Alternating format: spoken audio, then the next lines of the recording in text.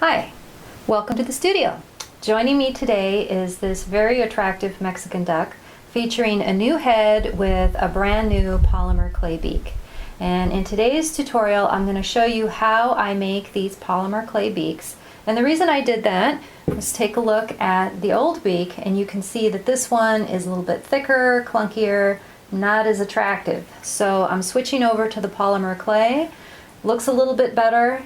It's pretty easy to do, so let's get started.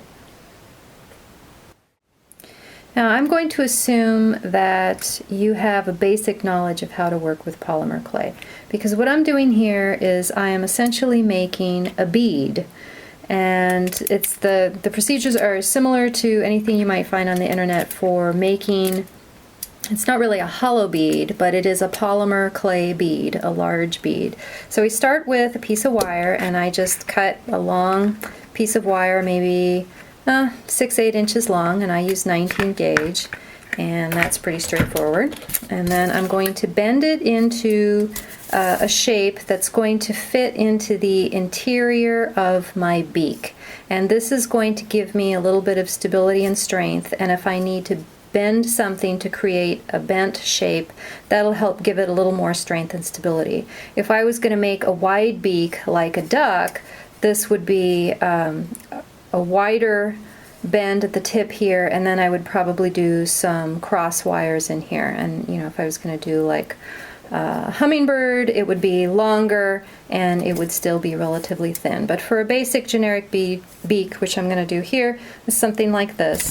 And then you're just going to cover this with aluminum foil, and the foil actually creates the majority of the mass of the beak. And since I'm just going for sort of a generic shape here today, I'm just going to kind of show you how this works if you've never done this before. You want to create the basic shape that you're going for, and you want to make sure that everything is really compressed and firm, because this is the foundation of the shape that you're creating. So you would keep working that until it's very, very firm and solid, and then it's going to look maybe something like this. This is pretty dense, it's hard. If you press it anywhere, you're not going to be able to compress it anymore. So then the next step is to cover it with a skin of polymer clay, and in this case I've just used red so that you can see the difference between the next two steps. Doesn't matter, you can use the same color as your beak, and this doesn't have to be a particularly nice even layer. What you're going for is filling in all of those little voids that you see on the surface of the foil. You want to cover that as smoothly as possible with this first layer of clay.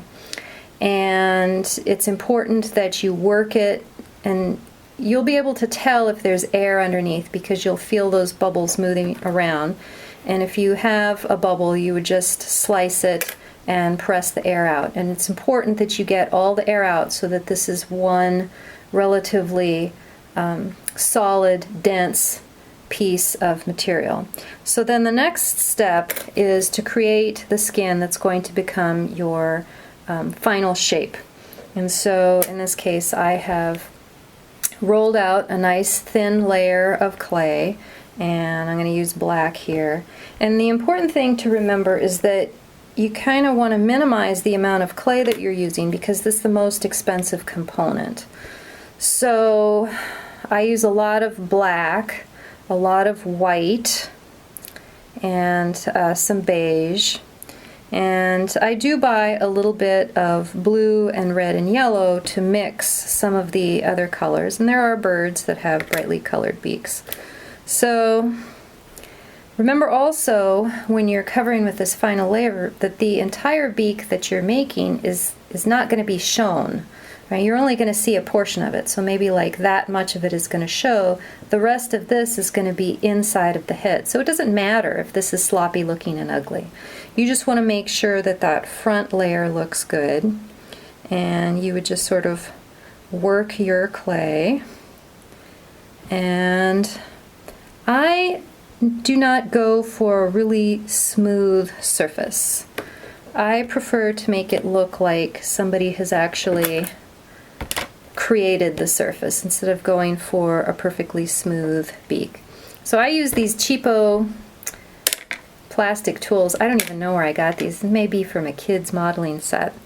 But then I smooth the clay like this, so you can actually see the marks from working on my finished beak, and I'm fine with that. I think it looks okay, and you know, you can decide what you want. If you want the really smooth surface, then the easiest thing to do is to kind of roll it like this, but you have to be careful that you don't get a really long unsupported tip out here. So, you know, I work until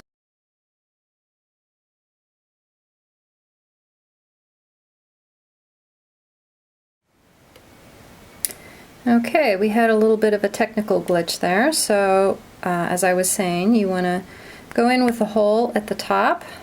So hole at the top, front to back, side to side. I do 2 sets of holes, and this gives me an area where I can put some yarn through to help attach my strips of wool and give a little more stability to the finished head. So at that point, after you've put your holes in, it's ready to bake. You bake it according to the manufacturer's directions. You'll have a nice, lightweight, solid head with maybe an interesting shape that's going to work really well for you. I don't seal it after it's baked. I like to leave that kind of worked, uneven surface, and I don't like it really shiny. Of course, it's up to you to do what you want to do, but it's relatively straightforward and easy. Practice makes perfect, so go out there and make some beaks. Thanks for stopping by.